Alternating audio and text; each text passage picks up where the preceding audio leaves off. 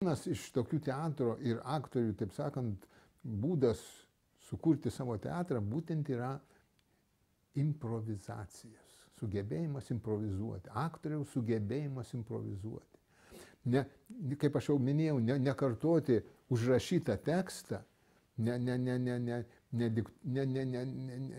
nesakyti, nediktuoti, kas parašyta, o būtent tuo pagrindu, tos pjesės, kurį jis vaidina, pagrindu būtent improvizuoti, išreikšti, išsakyti savo santykį, savo gyvenimo esmę per tą vaidmenį.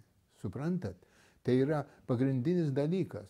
Vienas iš svarbiausių dalykų - improvizuoti. Ir tada atsiranda toji įtaigi intonacija aktoriaus.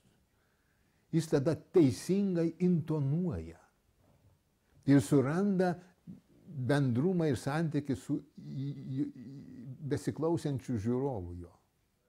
Man atrodo, kad improvizacija tai nėra šiaip sau, reiškia, toksai padurnavojimas, toksai, žinote, kai pradedi tapyti paveikslą ir nežinai, ko užbaigsi. Tai nemanau, kad toks kūrybos metodas yra pagrindas didžiuotis menininkui. Improvizacija tai yra toksai kaip, toks žaidimas, bet toks labai prasmingas žaidimas. Bet tai turi būti pagrindas meistriškumo improvizacijai tikrai.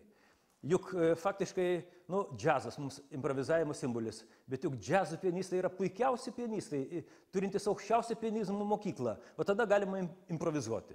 Labai svarbu aktoriai pajusti, kad tai, ką jisai kalbėjo praeitą sykį, jau netinka, gal kitokia situacija, gal kitokia intonacija partnerio ir jisai privalo kažkaip kitaip reaguoti į partnerį.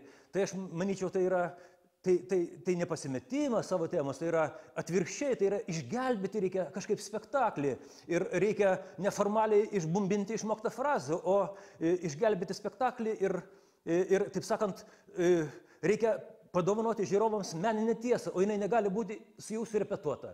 Tai aš manyčiau, čia yra aukščiausia meistriškumo forma, bet tokia improvizacija. O kai tu pasiklysti žaidime, kai tau tas pats, ko pasibaigs tavo kūrinys, tai čia yra toksai blūdinėjimas, toksai, manau, tai nėra improvizacija. Miltinis improvizuodavo nuolat. Jis improvizuodavo repeticijos metu ir jis improvizuodavo gyvenime. Ir tos jo improvizacijos visuomet būdavo maži spektakliai. Maži, tobuli spektakliukai. Ir aš galėčiau jų pasakoti galybę, bet turbūt geriau juos aprašyti ir ramiai susėdus paskui kur nors perskaityti. Ir galiu tik pasakyti, kad improvizacija tai yra meistrystės viršūnė. Negalima improvizuoti neišmanant. Negalima kalbėti, nežinant, kaip baigsis tavo sakinys. Negalima groti, nežinant, kaip tu užbaigsi.